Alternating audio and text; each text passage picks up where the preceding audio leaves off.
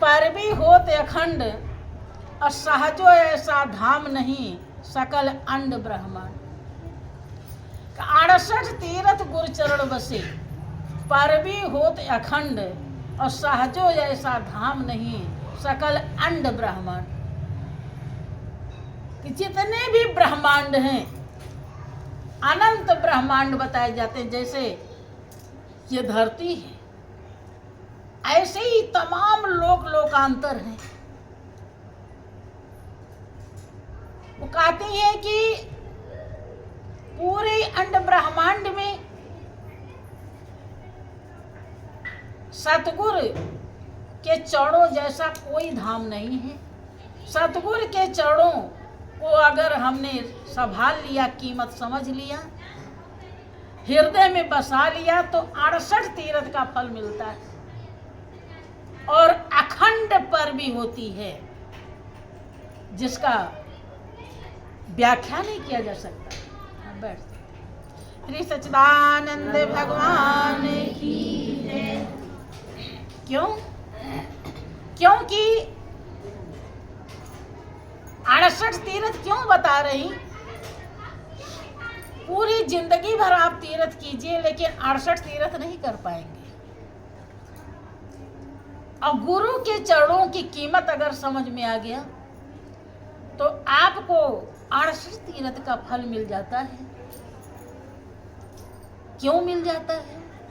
क्योंकि गुरु महाराज जी का जैसे शरण मिलता है, जैसे वो ज्ञान का उपदेश हमारे हृदय में देते हैं, तैसे वो मालिक, वो देवी, वो दैवीय शक्ति जो रोम रोम में रम रही है, जिसके निकलते ही हम लंबा पांव पसार लेते हैं, वो शक्ति तुरंत ही प्रकट हो जाती है, तुरंत ही दर्शन देती है, जिसे चेतना कहते हैं, जिसे प्रकाश स्वरूप बताते हैं, जिसमें शांति है, जिसमें क्षमा है, जिसमें श्रद्धा है। वही है तो श्रद्धा है, नहीं है तो कुछ नहीं। उस जैसे उसका हम दर्शन पाते हैं, अनुभव होता है, तैसे ही 84 लाख योनि से हमें छुटकारा मिल जाता है। महापुरुष कहते हैं कि ज्ञान पाने के एक ही घंटे बाद अगर बुलावा आ जाए और हम चले जाएं तो हम 84 लाख योनि में जाते, हमें फिर मनुष्य की जिंदगी मिलती है और फिर ऐसे ही संत मिलते हैं और फिर ज्ञान देते हैं और हम भजन करके मंजिल प्राप्त करते हैं।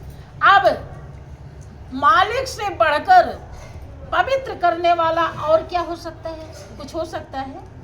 वही उसी के रहने से आप पवित्र बने हैं और उस पावन सत्ता का जब गुरु के द्वारा हमें अनुभव हो जाता है तब सच्चा तीर्थ होता है।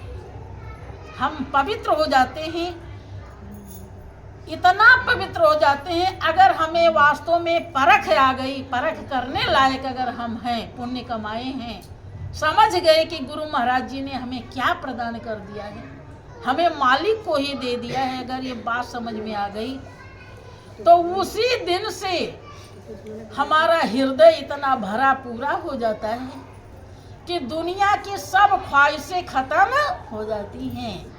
कि जिसके नज़रों में है श्याम प्यारे वो तो रहते हैं जग से नियारे, और जिनकी आंखों में मोहन समाया वो निगाहें तरसती। अब इससे बढ़कर और तीर्थ क्या हो सकता है? जैसे हम दर्शन पाते हैं, दर्शन के फल से 84 लाख योनि में जो हमें जाना लिखा है, 84 लाख योनि का जो हमें पाप बना हुआ है, जिस पाप के कारण हम 84 में जाएंगे वो खत्म हो जाता है। अब बताइए इससे बढ़कर और क्या तीर्थ हो सकता है? इसीलिए कह रहे 68 तीर्थ गुरु चरण बसे, पर भी होत अखंड और सहजो ऐसा धाम नहीं सकल अंड। वो दावा करती हैं, चैलेंज करती हैं, और इतने नहीं, वो क्या कहती हैं कि गुरु महाराज जी ने, संत ने जो हमारे लिए उपकार किया है, उसका बदला तो मैं कभी चुका नहीं सकती हूँ। और वो हमारे लिए इतने बड़े हितैषी हैं कि मैं राम को तो छोड़ सकती हूँ लेकिन गुरु को नहीं छोड़ूंगी। वो क्या कहती हैं कि राम तजू पे गुरु ना बिसारूं, राम तजू पे गुरु ना बिसारूं, गुरु के सम हरि को ना निहारूं, गुरु के सम हरि को ना निहारूं। कहती है राम को तो मैं त्याग सकती हूँ लेकिन गुरु को बिसारूंगी। बिसारूंगी कि मतलब कभी भूलूंगी नहीं। अब काहे ऐसा क्यों कह रही हैं? भाई राम ही सब कुछ हैं लेकिन उनको त्यागने के लिए तैयार हैं और गुरु को तो कभी एक पल के लिए भूलेंगी नहीं। ये क्या बात है? दोनों में अंतर क्या है?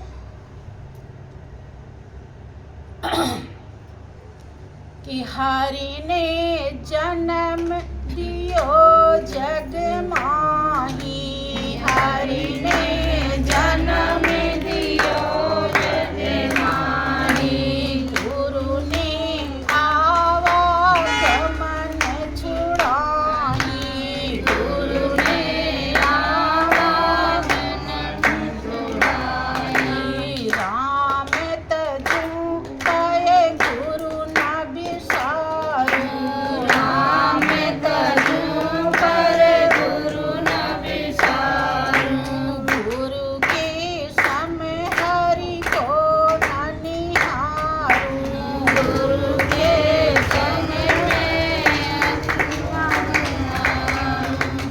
हरि ने जन्म दियो जग माही। दोनों में अंतर क्या है? गुरु और भगवान में। हरि ने भी उपकार किया है, मनुष्य की जिंदगी देकर के दुनिया में भेजा है, लेकिन बार बार आना और जाना लगा है। माँ का जो गर्भ है बहनों, ये सबसे बड़ा नरक है। बच्चा जब गर्भवास में आता है तो सिर नीचे पांव ऊपर रहता है। अब किसी को 2 मिनट अभी लटका दिया जाए, देखिए कैसा लगेगा। और वो 9 महीने लटका रहता है, थोड़े दिन नहीं, 9 महीने सिर के ऊपर से गंदगी मलमूत्र बहता है, जठराग्नि में खौलता है, तमाम प्रकार के कीड़े पाए जाते हैं जो अंदर कुछ से कुछ बनाते रहते हैं, उनका काम रहता है। वो कीड़े नोचते हैं। इससे बढ़कर और क्या नरक होगा? वहां उसे कई जन्मों की बात याद रहती है। किस जन्म में क्या था, कब भेड़ बना, कब बकरी बना, कुत्ता बना, बिल्ली बना, गाय बना, भैंस, सब याद रहता है। कब मनुष्य बना। वो अपने सगे संबंधी को पुकारता भी, कौन सुने? वो माँ जो पेट में लिए रहती वो नहीं सुन सकती, सुनती है। बच्चे के ऊपर क्या क्या गुजर रहा है उसे कभी ध्यान भी नहीं आता। कभी वो ये भी नहीं सोच पाती कि हमारे पेट में जो पल रहा है कैसा होगा, क्या दुख उठा रहा होगा। वो तो अपने में मस्त रहती है, उसे और अलग से ही खुशी आ जाती है। किसी को अहंकार आ जाता है कि अब तो हमारे औलाद होगी, हमें सब मानेंगे, प्यार करेंगे। बच्चे के ऊपर क्या गुजर रहा है ये कुछ भी नहीं था। देखो दुनिया में कौन किसका है। जन्म दिए हरि ने, लेकिन बार बार आना और जाना, गर्भ का कष्ट सहना, जन्मत मरत दुसह दुख होई, जन्मते समय भी असहनीय दुख होता है जो बर्दाश्त न हो। इसीलिए बहुत बच्चे मर जाते हैं, दम तोड़ देते हैं पेट में, और मरते समय तो होता ही। अगर गुरु महाराज जी न मिले तो भगवान ने जन्म तो दे दिया, जैसा हम कर्म करते रहेंगे हमारे कर्म बंधन कभी नहीं कटेंगे और बार बार आएंगे और जाएंगे। लेकिन गुरु महाराज जी ने ज्ञान की तलवार दी, और उस तलवार को जो चलाना सीख गया, अर्थात ध्यान भजन करना सीख गया, तो जन्म मरण का बंधन खत्म। भगवान तो हरदम मौजूद हैं, लेकिन बिना गुरु के कभी भी नजर नहीं। और जब तक वो नजर नहीं आएंगे तब तक हमारे कर्म बंधन कटने वाले। इसलिए कहते रही कि हरि ने जन्म दियो जग माही, और गुरु ने आवागमन छोड़ा। हरि ने 5 चोर दियो साथा, हरि ने 5 चोर दियो साथा, गुरु ने लई छुड़ाई अनाथा, गुरु ने लई छुड़ाई। हरि मनुष्य की जिंदगी तो दिए, लेकिन जैसे आप किसी को 2-4 लाख रुपए दे दीजिए और पीछे 2-4 चोर लगा दीजिए, तो अगर वो चोर से निपटना नहीं जानता तो सब लूट लेंगे। देव दुर्लभ चोला तो दिया मालिक ने, लेकिन काम क्रोध मद लोभ अहंकार, ये 5 ऐसे जघन्य विकार हैं जो हमारी जिंदगी की कीमत को लूट लूट के खाते रहते हैं। अहंकार, कामना, लोभ, मोह, इन्हीं के कारण तो हम भजन ध्यान नहीं कर पाते।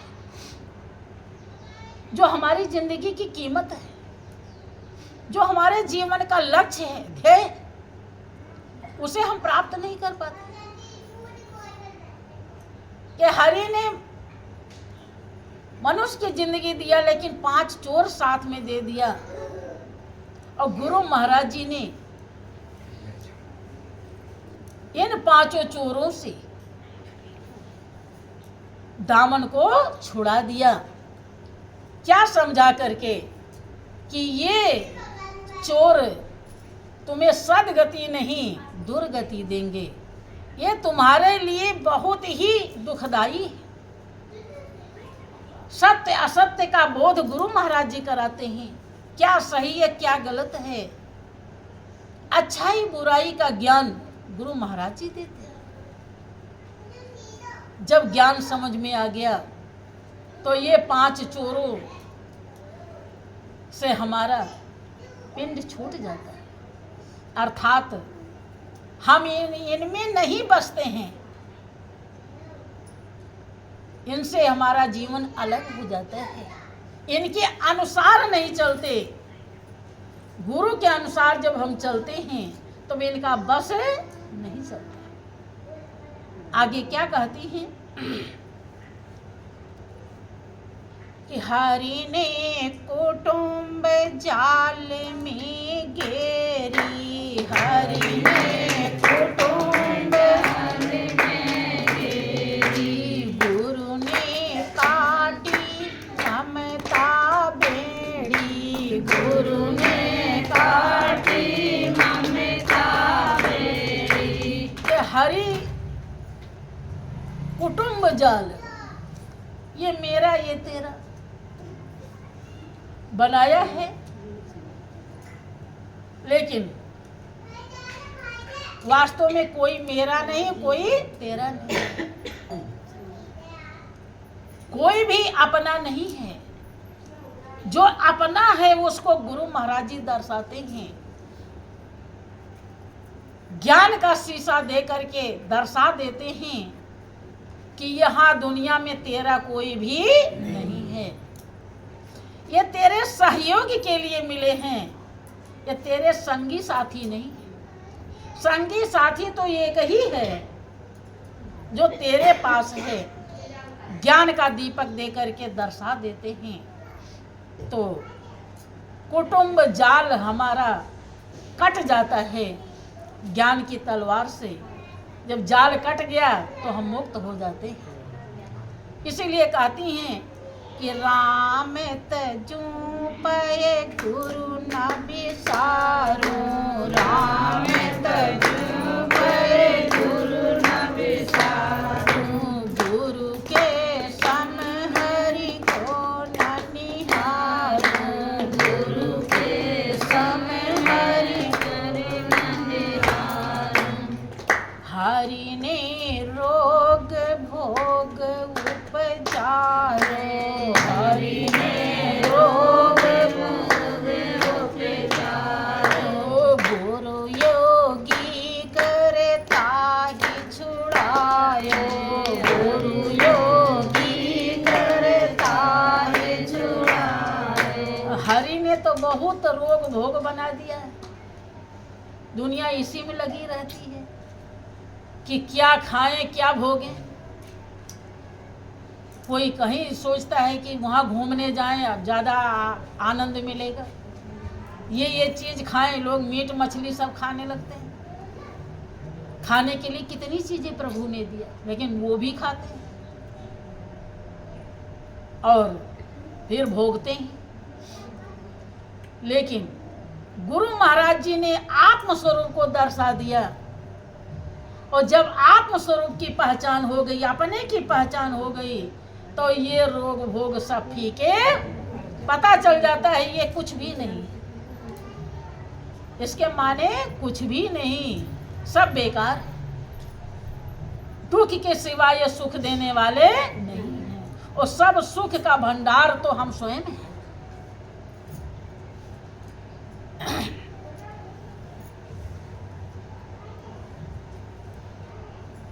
हरि ने करम भरम भरमायो, हरि ने करम भरम भरमायो, हरि ने करम भरम भरमायो, हरि ने करम भरम भरमायो, गुरु ने आत्म रूप लखायो, गुरु हमारे जितने भी, जब तक हमें आत्मा का ज्ञान नहीं होता, उस दिव्य शक्ति दैवीय शक्ति को हम हृदय में पहचानते नहीं, अपने अंदर पहचान नहीं जाते, तब तक हम भ्रम में रहते हैं। हमें लगता है कि हमारा मकान ऊंचा हो जाएगा तब हम संतुष्ट हो जाएंगे, हमारे बाल बच्चे को नौकरी मिल जाएगी तो हम संतुष्ट हो जाएंगे। भ्रम, इससे संतुष्टि मिलने वाली नहीं है। लेकिन हमारा लगता है कि हाँ ये सही है, वो नहीं हुआ तो वो सही है, फिर वो करें। ऐसे भ्रम में हम लगे रहते हैं। लेकिन गुरु महाराज जी ने आत्मस्वरूप को दर्शा दिया, जो सुख शांति आनंद स्वरूप है। और उसे जब हमने पहचान किया तो हमारे सारे कर्म कट गए और भ्रम भी दूर हो गया। समझ में आ गया कि जो कुछ है वो तो ये है, सब कुछ यही है और तो सब एक धोखा। के चरण हरि ने मोह से आप छुपायो, हरि ने मोह से आप छुपायो, गुरु दीपक देता ही लखायो, गुरु दीपक देता ही लखायो। हरि तो रोम रूम में रम रहे थे, लेकिन गुरु महाराज जी जब तक ज्ञान नहीं दिए, मिले नहीं, तब तक वो कभी भी नजर नहीं आए। लेकिन जब गुरु महाराज जी मिले तो ज्ञान का ऐसा दीपक दिया, दिखा दिया ये है प्रभु। और जब मैंने प्रभु को देख लिया तो हमारे सारे दुख दूर हो गए। के चरण दास पर तन मन वारो, चरण दास पर तन मन वारो, गुरु न तजो चाहे हरि तजी डारो, गुरु न तजो चाहे हरि तजी डारो, राम तजो पे गुरु न बिसारो, राम तजो गुरु न बिसारो, गुरु के सम हरि को न निहारो, गुरु के सम हरि को न निहारो। भाइयों बहनों, जब तक गुरु का शरण नहीं मिलता है तब तक हमारी वास्तव में पूजा ही शुरू नहीं होती। चाहे हमें देवी की पूजा करना हो, चाहे शंकर की करनी हो, चाहे राम की करनी हो, चाहे कृष्ण की करनी हो, चाहे राधे की करनी हो, किसी की भी करनी हो, जब तक संत सतगुरु का ज्ञान हमको नहीं मिलेगा तब तक ना हम राम को पहचान सकते हैं, ना कृष्ण को, ना तो शंकर को, ना माँ गौरी को, राधा को, किसी की हमें पहचान नहीं हो सकती। और संत सतगुरु अगर मिल गए तो सबकी पहचान एक ही साथ हो जाती है और सबकी पूजा एक ही साथ शुरू हो जाती है। दुनिया में वही प्रेमी भक्त होता है जो प्रभु को पहचान करके, प्रभु से दिल लगा करके और अपने जीवन का कल्याण कर लेता है। तो बोलिए प्रेम से श्री सच्चिदानंद भगवान।